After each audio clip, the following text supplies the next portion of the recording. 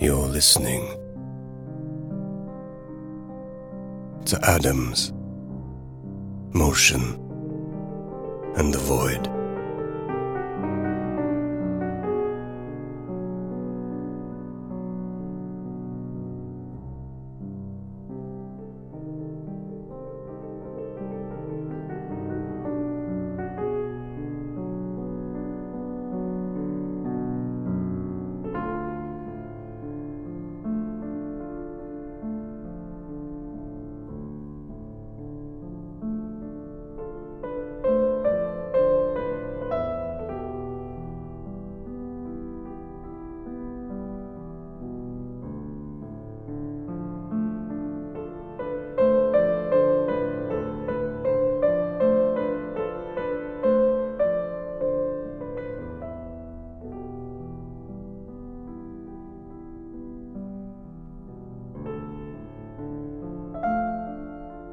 It was nearing midnight. I was just left off from a meeting with Artur Barrel-Bain in the alley, a place I felt sure I would come to know over the coming years. Barrel-Bain, following the plotline of his own play, Mistrigial, proposed a place trading, a la The Prince and the Pauper. Not only had he offered to take over my role in the play, but my role in life as well. The exchange was, I suppose, meant to be mutual, as he would become Sherwin Sleeves. I would become Artur Barrel-Bain. But whereas he had, over the course of any number of weeks, made an intimate study of my peculiar person, my habits and manner, watching me in secret on my way here and there, and from the shadows of my apartment, and could mount a sufficiently accurate campaign, I knew very little about him. He was a well-known and very highly esteemed playwright, about 15 years my junior. He was mercurial in manner, and, if I could judge by this experiment, playful to the extreme in matters of identity and reality. I was not sure at all how I would handle his portrayal, or even if I would, or for that matter, whether it was necessary. Might I not just use this time as a kind of taking of the waters? I was thus now returning to Claridge House at 70 Windsor Street, his residence, as he was returning to mine. In my pocket was his heavy key set. In his pocket, mine. The contrast in our styles of living should be quickly noted. He was wealthy, and I was not. He lived in a penthouse in the priciest part of town, and I lived in a rented room in the shabbiest neighborhood still within the city limits. The offer to exchange had an indulgently expansive option that would permit me to divest myself of my own hat, as it were, into perpetuity, if I so chose. I might never be Sherwin Sleeves again, if it was my want. I took this offer lightly at first. I laughed, in fact, when he said it. So madcap a concept had no real result in my mind. But as I walked along the nighttime street, and the buildings grew nicer, cleaner, more beautifully lit, I recalled Beebe's hard look, how he reiterated that he was deadly serious with the offer, and that I must believe him. "It's important, Sherwin," Barrel-Bain said, "that you be perfectly confident in the reliability of my offer. I do not joke. If you so desire, you may walk away from this developed construction, this allied contraption you call Sherwin Sleeves. And you will continue to play me," I said, smiling. Beebe frowned. "Please," he said, "accept my offer as real. There is not a shred of humor in it." "Fine," I said, though I was rather putting the conversation to bed than finding any sympathy with his request. There was some comic, surrealist satisfaction in the thought that at that moment I was walking home, and by that I meant Barrel-Bain, that he was striding with my gait, hands in pockets, overly aware of his posture, down my rotten street, in the best imitation imaginable. If he was doing it right, he would be glancing in all the lit-up close-by windows, as I've always enjoyed peeking in at other people's lives. Shortly, as myself, he would be unlocking my door, stepping into the cold kitchen, and if he was the expert he claimed, instead of removing his coats and hat, without turning on the light, he would sit down at the table with the old green glass bottle he'd parlayed at the alley, and pour himself a nightcap. Then would jacket and coat be hastened to their hook and nook, followed by another nightcap at the little roost of the sitting-room window. Still, he should not be using any lamp or light, by moonlight only, as I found peace in darkness, one arm on the sill, leaning now and then forward, to keep an eye on the curious mix of drunken stragglers and strangely sober pedestrians on the dark gaslit street below, and then gazing up at the scraggling silhouette of the city against the lovely star-filled sky. Would he do all these things, I wondered, all my struggling back and forths? And then another thought. Why did I? Rock my boat, cold waves sway amid the mist of the Burial Lake. Warm farewell brought by the fire rose.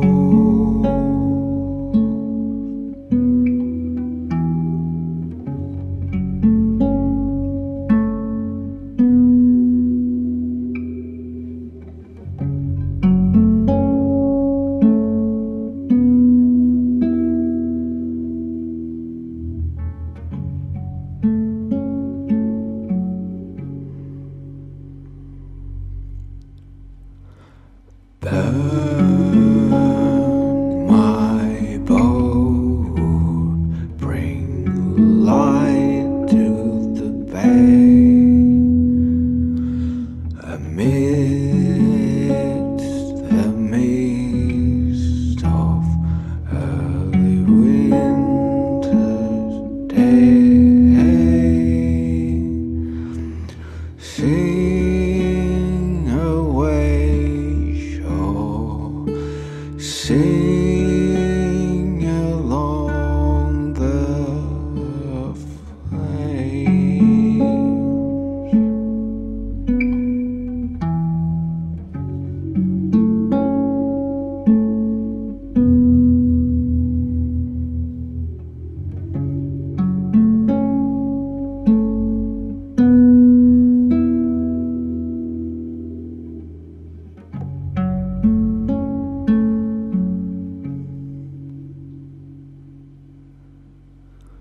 Sink my boat, sleep and go under amidst the mist, quench the embers, froze the lake, and down came the blanket of snow.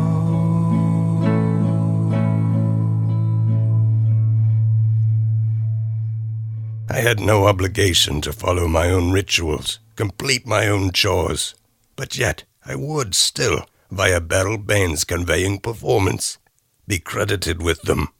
In this way, I saw that being Sherwin's sleeves was nothing but a type of complicated employment, not much different than working for a company. In this case, the company manufactured and kept up the appearance and compacted foible of my personality.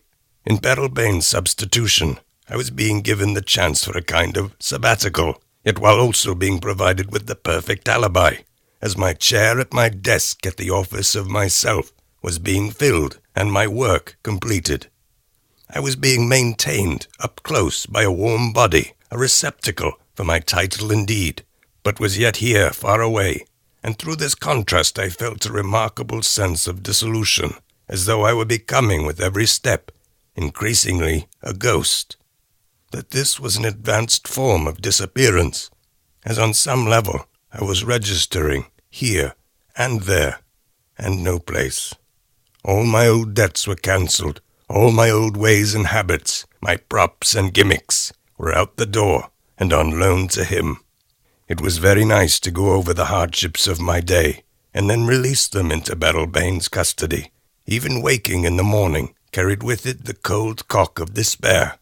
My eyes woke to the unknown, and then quickly dimmed to the dungeon fact of the bad news of my being. Oh, this again, I felt. Oh, me again. Oh, my life. The whole thing laid out before me like a miserable movie I hope never to see again. Same old room, same old bed, same old scenes, conversations, commute, meals, day. Same old clothes, same old shoes, same old wallet on the bureau, and the watch to clack it on, with the time clicking away, and not a single moment warmly regarded. My bed was overly soft and lumpen, and ruined my back each night. In some measure, I felt that I'd just handed over to Barrel-Bain my racked spinal column.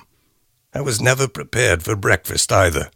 Rubbing my eyes, fingering a hole-filled sock from under the bedskirt, I'd stagger into the cold kitchen, heat up some old toast, scrape down some dirty-looking butter and some hard jam, and maybe, if I was feeling energetic, I'd put the kettle on and make a mongrel cup of army ration coffee. My poorly stocked pantry was thus rendered unto him as well. I laughed. He could have my bad back, my bad breakfast, my bad coffee, my stale cracker, fish soup pantry. I was smiling in the night, walking along his beautiful avenues. I was beaming. Take that, I felt, as though Barrel-Bain and I had engaged in some elaborate chess game, and he had lost. And now here we were, victory and loss heading home to their prizes. I slowed my pace. Barrel-Bain walked with his hands behind his bad back, like a Hasidim.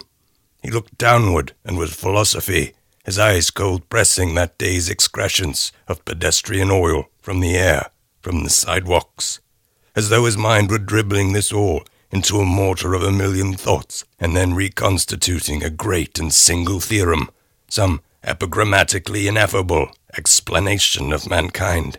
I don't know why, but somehow I manufactured in my mind a necessary asymmetrical balance, that in the justice of larger workings, whatever was rotten in my own personal Denmark would be unrotten in his.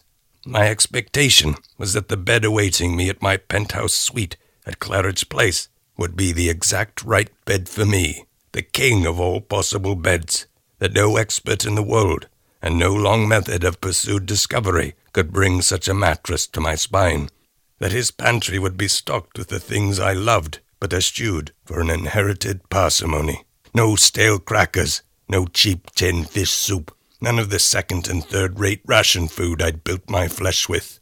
His coffee, best of all, would be a chocolatish elixir, so spot-hitting and contagious I would never be able to stop drinking it. I slowed myself at Windsor Street, wanting to savor more of these imaginings before any material form could bring me down. How awful it was to be me, how wonderful to be him. I decided in a fool's wind, and just for the pleasuring purpose, to give myself over most fully to the notion of our switching lives. The freedom of the concept, at the very least, would provide me with the sort of deep, cathartic exhalation provided by a very enthralling book. I would pretend, but in committing to the fancy at an atomic level, I would forget I was pretending. With this tidal shift, this suspension of my disbelief, I felt an even greater rush of release, as though the creaking door of the world in all its glory suddenly opened for me again. A fruited offering in all directions, a type of paradise was at hand, and I was shooting toward it. The great glass door of Claridge House was locked. I fumbled for the largest key, thinking its grandness bespoke its higher function. Then, down through the 6 other keys I rattled, until I discovered, unpleasantly, that the very smallest key, the one I'd taken for a briefcase or luggage key, fit and worked. In the main foyer was a greenly lit sign-in desk. During the day, this station, I knew, was occupied by a top-hatted doorman. There was a swirling marble staircase behind the desk that rose into the expensive darkness, and to my left, the narrow door of an elevator, which I soon learned itself required a key. Having gained some knowledge from the front door, I used the second smallest key and found success. Barrel-Bain lived on the 10th floor, the penthouse suite. I maintained my philosophical, Hasidic position, hands behind back, imagining myself returning home after another much too terribly good night. I was quite warmly fuzzed with my imaginary portrayal, but as the elevator dinged open upon my suite, I was struck dumb to see a pretty young woman in the low light, seated by my door, sleeping, in fact, on one of the great oak chairs that stood on either side of the large entry. Flowers crested from her hand, and there was a wine bottle wrapped in silk by her foot on the floor. The elevator door closed on me, and I leaned to push the button that would show it all to me again. To do doucement, toujours, to doucement, comme ça. La vie c'est épatant. To do doucement, toujours, to doucement, comme ça. La vie, je la comprends. N'allez jamais trop vite, vous avez tout le temps. Attention à la dynamite. Prenez garde au volcan, à ces jeunes énervés qui ne savent pas aller.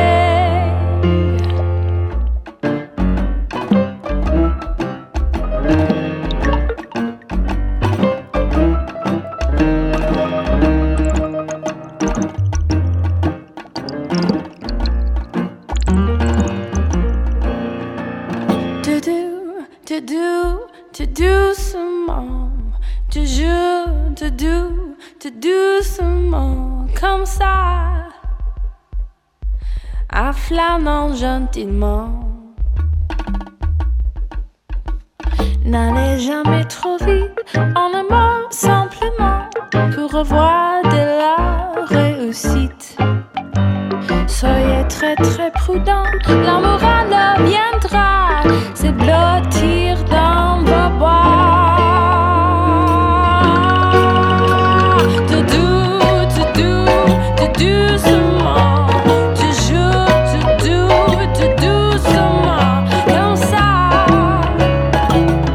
en flânant gentiment, en souriant gentiment.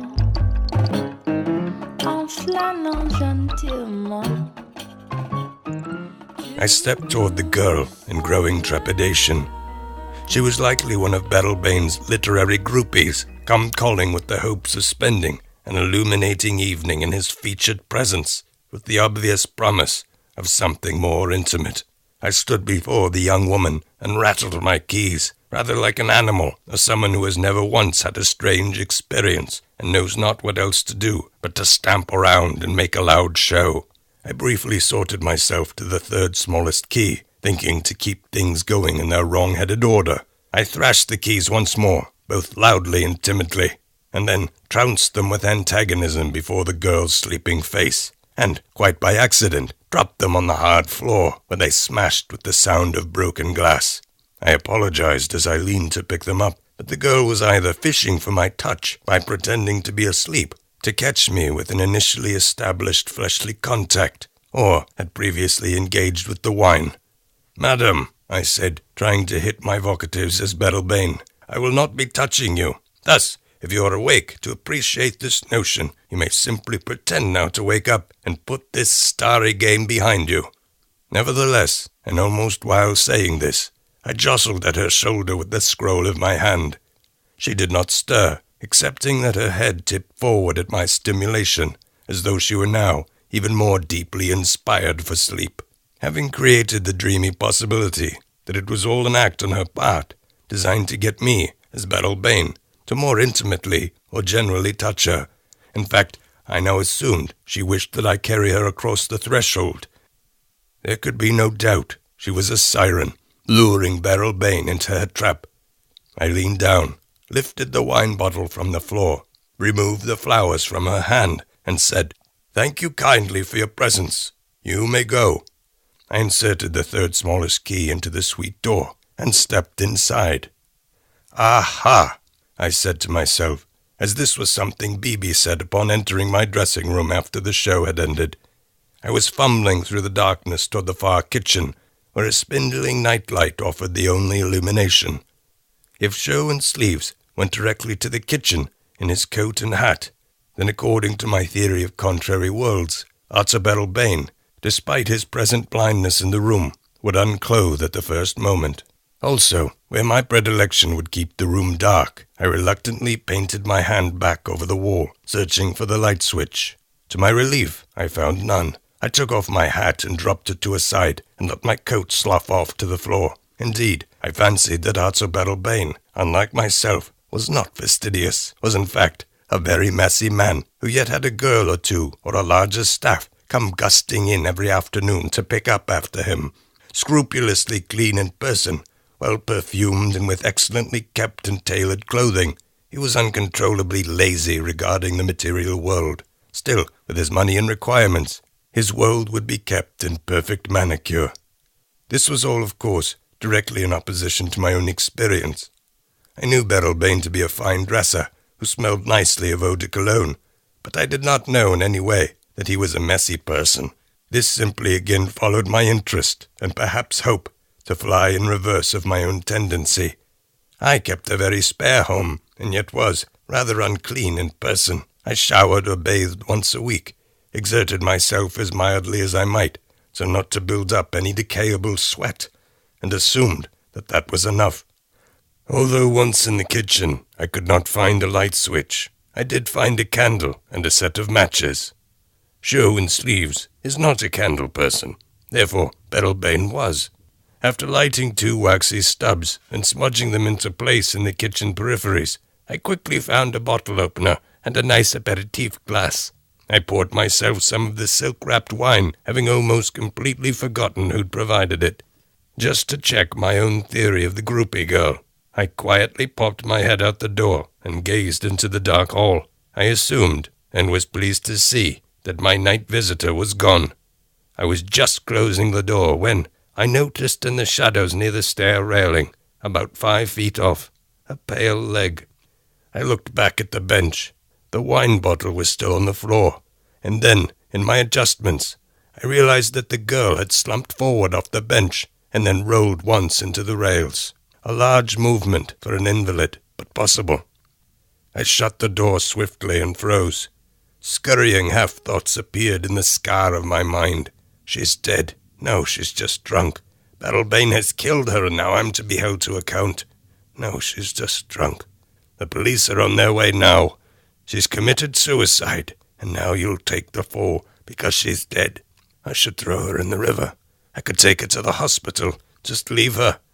I should wear gloves. Did I touch her already? What about the wine? The flowers? I could buy a new bottle. Wear gloves. I opened the door, walked back into the hall, placed the flesh of my fingers to her neck. If she was cold, if there was no heartbeat, I would call for the police immediately. I was surprised, in the shifting perspective as I bent over her, to notice that she was not young at all. There were some soft folds under her eyes, and a small sag of skin at her neck. She was, perhaps, like Barrel-Bain himself, in her early 50s. I put my fingers to her throat, and waited for the favoring reply of a pulse.